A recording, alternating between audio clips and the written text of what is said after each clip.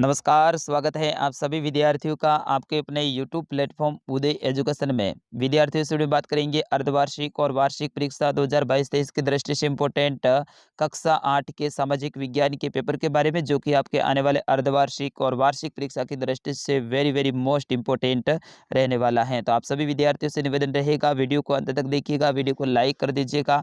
आपका अपना चैनल है, अभी तक आपने उदय एजुकेशन को सब्सक्राइब नहीं किया है तो विद्यार्थियों चैनल को सब्सक्राइब जरूर कर लीजिएगा।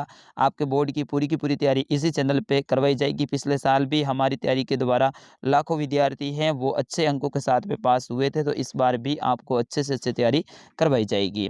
विद्यार्थी, वीडियो की शुरुआत करूं उससे पहले मैं आपको बताना चाहूँगा, हमारा एक और यूट्यूब चैनल भी है, उसको भी आप सब्सक्राइब जरूर कीजिएगा। उस चैनल का नाम है माजिसा स्टडी, ठीक है ना, माजिसा स्टडी, या फिर आप ये भी सर्च कर सकते हैं माजिसा एजुकेशन। तो वो हमारा ही चैनल है, उसको आप सब्सक्राइब जरूर कीजिएगा।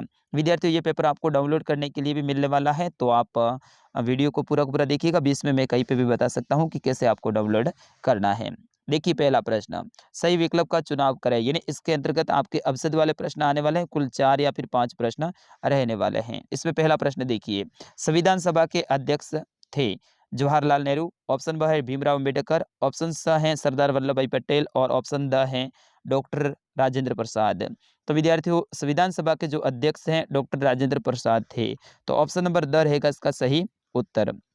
अगला प्रश्न है प्रश्न संख्या 2, ब्रिटिश भारत का इतिहास पुस्तक के लेखक थे लॉर्ड कर्जन, जेम्स रेनेल, जेम्स मिल, डलहौजी।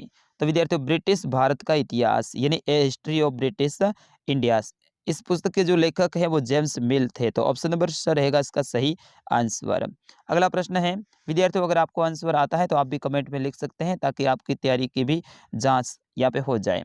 भारत का अंतिम शक्तिशाली मुगल बादशाह था औरंगजेब, अकबर, शाहजहां, बहादुर शाह जफर।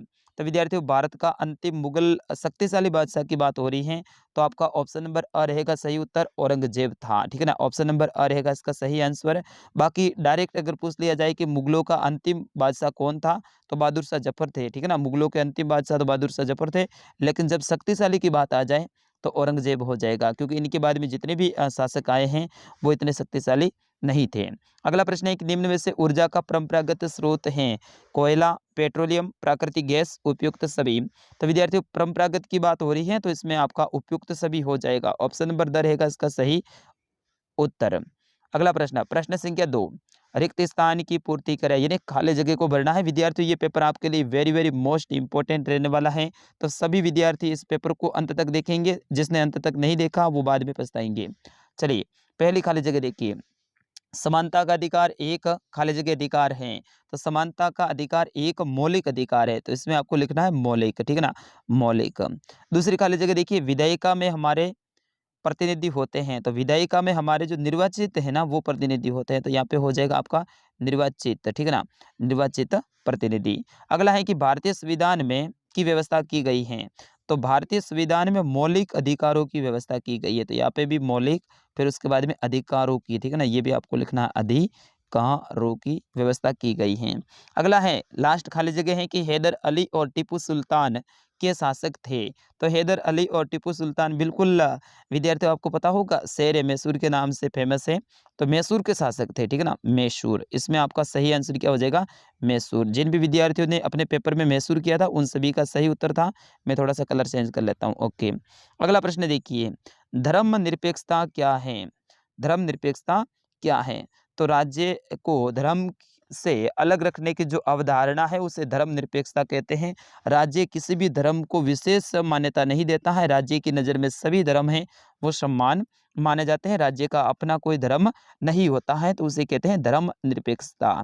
अगला प्रश्न है कि संघवाद से क्या आशय है, यह आपके राजनीति विज्ञान की जो बुक है उनका क्वेश्चन है। प्रश्न संख्या 5, पृथ्वी पर संसाधन असमान रूप से क्यों वितरित हैं। तो पृथ्वी पर जो संसाधन है वो असमान रूप से वितरित हैं, क्योंकि धरातल की जो बनावट है वो एक समान नहीं है। कहीं पे पहाड़ हैं तो कहीं पे पर्वत हैं, कहीं पे मैदान है तो कहीं पे रेतीले टिल्ले हैं, और इसी कारण से पृथ्वी पे जो संसाधन है वो असमान रूप से अ, वितरित हैं, कहीं पे ज़्यादा है तो कहीं पे बिल्कुल विरल हैं। अगला प्रश्न है कि भूमि निम्नीकरण के कोई 2 कारण लिखिए। तो भूमि निम्नीकरण के खूब सारे कारण हैं, उनमें से ये बोल रहा है कोई 2 कारण का, तो एक तो हो जाएगा अत्यधिक पशुचारण, ठीक है ना, अत्यधिक अत्यधिक पशुचारण। और दूसरा आप लिख सकते हैं अधिक से अधिक कीटनाशकों का प्रयोग, या फिर आप कह सकते हैं अ, भूमि की खुदाई करना, या फिर निर्माण संबंधी गतिविधि, ये भी मेन है, ठीक है ना, निर्माण संबंधी गतिविधि, इस कारण से भी भूमि निम्नीकरण हो रही है। अगला प्रश्न देखिए, प्रश्न संख्या 7, स्वतंत्र न्यायपालिका क्या होती है? ऐसी न्यायपालिका को स्वतंत्र रखा गया है, और न्यायपालिका किसी के भी पक्ष में आकर या फिर किसी के भी दबाव में आकर फैसला नहीं सुनाती है, वो स्वतंत्र होती है, एकदम सही और सटीक फैसला सुनाती हो, चाहे किसी भी बड़े व्यक्ति का बेटा हो या फिर कोई छोटा आम व्यक्ति हो, सभी के लिए न्याय व्यवस्था है या फिर न्यायपालिका है वो एकदम समान रूप से लागू होती है। अगला प्रश्न है, घरेलू हिंसा से आप क्या समझते हैं? ये आपके राजनीति विज्ञान का है, आप एक बार थोड़ा सा इस प्रश्न को भी देख लीजिएगा, ये भी मोस्ट रहेगा। प्रश्न संख्या 2, सार्वभौमिक वयस्क मताधिकार से क्या आशय है? तो विद्यार्थियों, सार्वभौमिक वयस्क मताधिकार का मतलब है कि देश के सभी वयस्क नागरिकों को मत देने का अधिकार है। जिनकी उम्र 18 वर्ष या फिर इससे अधिक हो, सभी नागरिकों को मत देने का अधिकार है, चाहे वो गरीब हो, चाहे या वो अमीर हो, चाहे वो किसी भी लिंग का हो, चाहे स्त्री हो या पुरुष हो, सभी को मत देने का अधिकार होता है, उसे सार्वभौमिक वयस्क मताधिकार कहा जाता है। अगला प्रश्न, पेट्रोलियम को काला सोना क्यों कहा जाता है? तो पेट्रोलियम एक तो महंगा संसाधन है, और साथ ही इसको निकालने के लिए बहुत ज़्यादा मेहनत करनी पड़ती है, और इसमें बहुत ज़्यादा तकनीक का उपयोग करना पड़ता है, इस कारण से पेट्रोलियम को है वो काला सोना कहा जाता है। अगला प्रश्न है कि उन कारकों के नाम बताइए जो कृषि को प्रभावित करते हैं। तो कृषि को प्रभावित करने वाले कारकों के नाम बताने हैं। एक तो हो जाएगा आपका तापमान, एक हो जाएगा आपका वर्षा, ठीक है ना, एक हो जाएगा वर्षा, और एक हो जाएगा जलवायु, ठीक है ना, जलवायु, ये क्या करते हैं, कृषि को प्रभावित करते हैं।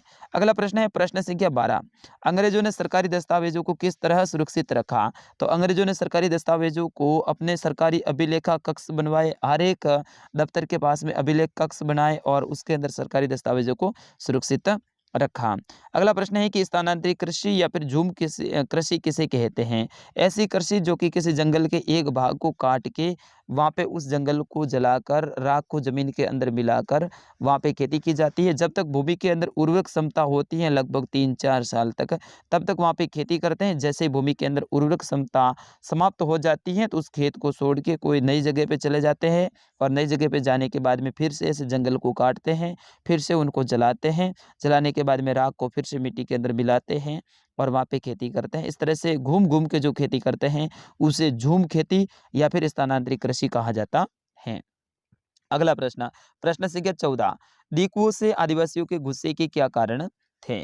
तो विद्यार्थियों, दीकुओं से आदिवासियों के गुस्से के कई सारे कारण थे, उनमें से 1-2 कारण मैं आपको बता सकता हूँ क्योंकि इस प्रश्न का उत्तर है वो काफ़ी बड़ा है। तो पहली बात तो है, दीकू कौन थे? बाहरी लोग थे, मतलब जो बाहर से आते थे उनको आदिवासी लोग हैं वो दीकू मानते थे। जैसे कि अंग्रेज, सेठ, साहूकार वगैरह हैं, वो जंगलों के अंदर जब भी आते थे तो आदिवासी हैं वो उनको दीकू मानते थे। क्या करते थे? ये दीकू लोग हैं इन आदिवासियों को कर्ज देते थे।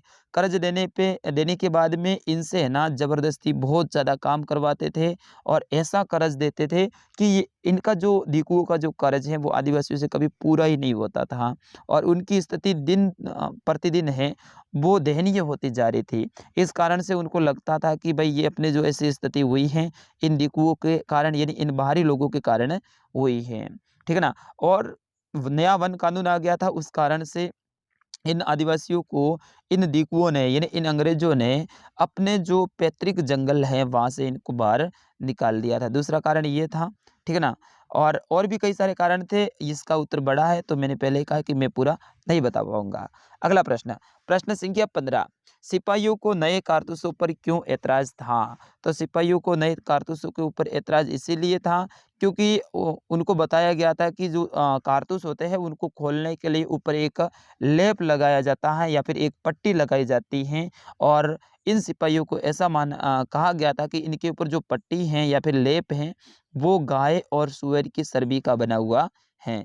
इस कारण से यहाँ के जो अधिकतर सिपाही थे वो अपने हिंदू और मुस्लिम भाई थे, तो उनको लगता था कि भाई इससे तो अपना धर्म है वो नष्ट हो रहा है। अपन गाय को माता मानते हैं, उनका मांस अपने मुँह से थोड़ा ही खोल सकते हैं, क्योंकि उन पट्टी को मुँह से खोलना पड़ता था। तो उनको लगा कि भाई अपन मुँह से नहीं खोल सकते हैं, इस कारण से उन्होंने नए कारतूसों पर उनको ऐतराज़ था और उन्होंने साफ-साफ मना कर दिया था कि हम इन कारतूसों को नहीं खोलेंगे, इनका उपयोग नहीं करेंगे। और जब मना किया था तो हज़ारों जो अपने सिपाही थे उनको जेल में भी एक बार तो डाला गया था। फिर उसके बाद में 1857 की क्रांति हो गई और फिर वो सारे सिपाही हैं वो रिहा हो गए थे। अगला, जेम्स मिल ने भारतीय इतिहास को जिस तरह कालखंडों में बाँटा उसमें क्या समस्याएँ थीं? तो विद्यार्थियों, जेम्स मिल इसने हिस्ट्री ऑफ ब्रिटिश इंडिया नामक पुस्तक लिखी थी, अपन ने पहले पढ़ा भी था। तो जेम्स मिल ने भारतीय इतिहास को 3 कालखंडों में बाँटा था। एक तो बाँटा था हिंदू, दूसरा बाँटा था मुस्लिम मुस्लिम और तीसरा जो इनका भाग था वो था ब्रिटिश, ठीक है ना? हिंदू, मुस्लिम और ब्रिटिश, इन 3 भागों में इन्होंने बाँटा था। इसमें समस्याएँ क्या थी? समस्याएँ खूब सारी थी। इन्होंने इस जो कालखंड में इतिहास को बाँटा है इसको धर्म आधारित बाँटा है। यानी इसमें इन्होंने कहा है कि भाई हिंदू और मुस्लिम 2 ही धर्म यहाँ पे रहते थे, तो बाकी धर्म कहाँ गए? तो ये एक तो उचित नहीं था। दूसरी बात थी कि इनका मानना था कि यहाँ पे जो धार्मिक बैर हैं वो काफ़ी ज़्यादा था, मतलब हिंदू मुस्लिम है वो आपस में लड़ते रहते थे। जबकि उस समय पे ऐसा कुछ भी नहीं था, भारत एकदम एकता वाला देश था, एकता वाला क्षेत्र था। तीसरा इन्होंने कहा है कि यहाँ पे जो हिंदू और मुस्लिम जो पाखंडवाद है उनका राज चलता था, तानाशाहों का राज चलता था, बिल्कुल ये गलत बात है। जबकि आधुनिक जो इतिहासकार हैं वो इस तरह से हिंदू, मुस्लिम, ब्रिटिश की तरह नहीं बाँटते हैं, वो आधुनिक मध्य और वर्तमान, आधुनिक, मध्य और प्राचीन, इस तरह से 3 कालखंडों में वो अलग-अलग तरह से भारतीय इतिहास को बाँटते हैं, जबकि जेम्स मिल ने अलग ही प्रकार से भारतीय इतिहास को बाँटा था। प्रश्न संख्या 17, विद्यार्थियों, इन सारे प्रश्नों के उत्तर बड़े-बड़े हैं, इस कारण से मैं शॉर्ट में बताने की कोशिश कर रहा हूँ। बाकी पूरा का पूरा बड़ा-बड़ा उत्तर बताऊँ तो इसमें बहुत ज़्यादा समय लग जाएगा, अपना वीडियो है वो बहुत ज़्यादा लंबा हो जाएगा। प्रश्न संख्या 17, बंगालों के नवाब और ईस्ट इंडिया कंपनी के बीच में किन बातों पर विवाद थे? तो इसमें भी है ना बहुत ज़्यादा बड़ा उत्तर है इसका, लगभग 1 डेढ़ पेज का है, तो मैं नहीं बता पाऊँगा। अगला प्रश्न है कि east India company Tipu Sultan को खतरा क्यों मानती थी? तो टीपू सुल्तान है इसको ईस्ट इंडिया कंपनी अपना दुश्मन मानती थी, क्योंकि टीपू सुल्तान है एक महत्वाकांक्षी राजा था और बहुत ही शक्तिशाली और खतरनाक राजा था। तो उनको लगता था कि कहीं ये टीपू सुल्तान है अपना नुकसान ज़्यादा न कर दे। बाकी जो टीपू सुल्तान के जो क्षेत्र में आने वाले जैसे कि मालाबार तट वगैरह हैं, यहाँ से काली मिर्च, इलायची वगैरह इनका जो निर्यात है इंग्लैंड में होता था, मतलब यहाँ से इंग्लैंड में भेजी जाती थी अपने यहाँ से। लेकिन जब टीपू सुल्तान राजा थे तो इन्होंने इन सभी चीज़ों के ऊपर है ना निर्यात करने से रोक लगा दी कि भाई मेरे राज्य से कोई भी वस्तु बाहर नहीं जाएगी। तीसरी बात ये थी कि टीपू सुल्तान के जो फ्रांसीसी लोग थे, जिसको ईस्ट इंडिया कंपनी है अपना दुश्मन मानती थी फ्रांसीसियों को, लेकिन उनसे है ना टीपू सुल्तान की घनिष्ठ मित्रता थी। मतलब फ्रांसीसी लोग है ना वो टीपू सुल्तान के एकदम खास दोस्त हुआ करते थे और उनकी मदद से टीपू सुल्तान ने क्या किया था, अपनी सेना का आधुनिकीकरण भी कर दिया था। मतलब अपनी सेना को है ना बढ़िया तरीके से तैयार कर लिया था, किनकी सहायता से?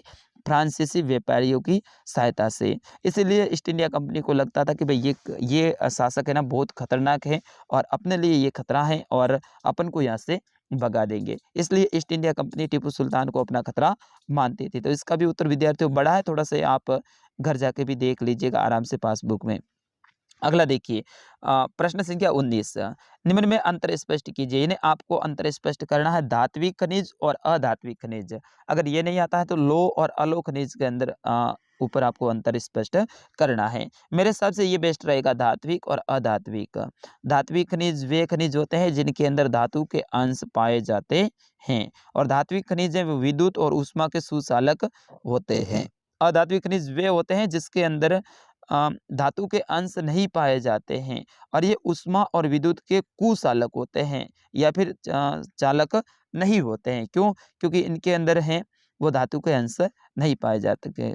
धात्विक खनिज हैं इसको अपन पीठ के पतली चादर के रूप में भी बदल सकते हैं, जबकि अधात्विक खनिज में ऐसा नहीं आता है। धात्विक खनिज में आप लो एस्क, स्टील, तांबा, सीसा, जस्ता ये आप बता सकते हैं, जबकि अधात्विक खनिज में आप मैग्नीशियम बता सकते हैं, इसके साथ ही अभ्रक बता सकते हैं, जिप्सम बता सकते हैं। ये सारे के सारे क्या है, अधात्विक खनिज हैं। चूना पत्थर आप इसमें बता सकते हैं। इस तरह से आपको इनमें अंतर स्पष्ट करना है। प्रश्न संख्या 20 है कि कृषि आधारित उद्योग और खनिज आधारित उद्योग में अंतर स्पष्ट कीजिए। तो कृषि आधारित उद्योग वे उद्योग होते हैं जो कि कच्चा माल है, जिनको कृषि से प्राप्त होता है, वो कृषि आधारित उद्योग कहलाते हैं। और खनिज आधारित उद्योग वे खनिज होते हैं जिनको कच्चा माल है वो खनिजों से प्राप्त होता है, वे खनिज आधारित उद्योग होते हैं। कृषि आधारित उद्योग हैं वो ज़्यादातर कृषि फॉर्म के पास में लगाए जाते हैं, जबकि खनिज आधारित उद्योग है वो ज़्यादातर खदानों के पास में लगाए जाते हैं। कृषि आधारित उद्योग के उदाहरण की बात करें तो जैसे कि सूती वस्त्र उद्योग हो गया, गन्ना या फिर गुड़ उद्योग हो गया, चक्कर उद्योग हो गया। और इसी तरह से आप यहाँ पे खनिज आधारित में लो एस्क उद्योग वगैरह, लो इस्पात वगैरह उद्योग आप बता सकते हैं। अंतिम प्रश्न आपका है कि भारत के मानचित्र में निम्न स्थानों को अंकित कीजिए। इसमें राजस्थान का मैप भी आपके आ सकता है, भारत का मैप भी आ सकता है। दोनों ही मैप को आप अच्छे से तैयार कर लीजिएगा। मैंने यहाँ पे भारत का मैप दिया था जिसमें कोलकाता आपका वेरी वेरी मोस्ट इंपॉर्टेंट ये स्थान रहेगा, आपके बोर्ड की परीक्षा में भी आप ध्यान रखना है। मुंबई आपके लिए वेरी वेरी मोस्ट इंपॉर्टेंट स्थान रहेगा। जयपुर, दिल्ली, चेन्नई, ये 5 स्थान मैंने दिए हैं, मेरे मन से दिए हैं। और ये पाँचों के 5 स्थान हैं आपके बोर्ड की परीक्षा की दृष्टि से भी वेरी वेरी मोस्ट इंपॉर्टेंट रहने वाले हैं। तो विद्यार्थियों, ये था कक्षा 8 का सामाजिक विज्ञान का पेपर। अभी तक आपने हमारे चैनल को सब्सक्राइब नहीं किया तो चैनल को सब्सक्राइब जरूर कीजिएगा। मैंने शुरुआत में आपसे वादा किया था कि ये पेपर आपको मैं डाउनलोड करने के लिए देने वाला हूँ। तो ये पेपर आपको मिलेगा हमारी वेबसाइट पे। वेबसाइट का नाम है उदय स्टडी .com। आपको गूगल में जाके सर्च करना है, ठीक है ना। उदय स्टडी, फिर यहाँ पे छोटा सा बिंदु मतलब डॉट, और फिर उसके बाद में कॉम। तो जैसे आप ऐसा सर्च करेंगे तो हमारी वेबसाइट खुल जाएगी। उसमें आपके एक आएगा राजस्थान जीके का ऑप्शन, ठीक है ना विद्यार्थियों, ध्यान रखना, राजस्थान जीके का ऑप्शन आएगा। और उसके अंदर कक्षा 8 सामाजिक विज्ञान का पेपर ऐसा नाम लिखा होगा, उसके ऊपर क्लिक करना है। जैसे ही आप उसके ऊपर क्लिक करेंगे तो सामाजिक विज्ञान की जो PDF है पूरी की पूरी पेपर खुल जाएगा। उसके अंदर एक नाम आएगा डाउनलोड नाउ का या फिर डाउनलोड करेगा, तो उसके ऊपर आपको क्लिक करना है। जैसे उसके ऊपर क्लिक करेंगे तो सीधा ही पेपर आपके फ़ोन में सेव हो जाएगा। तो विद्यार्थियों, इस वीडियो में बस इतना ही। नमस्कार, जय हिंद, मिलते हैं अगले वीडियो में।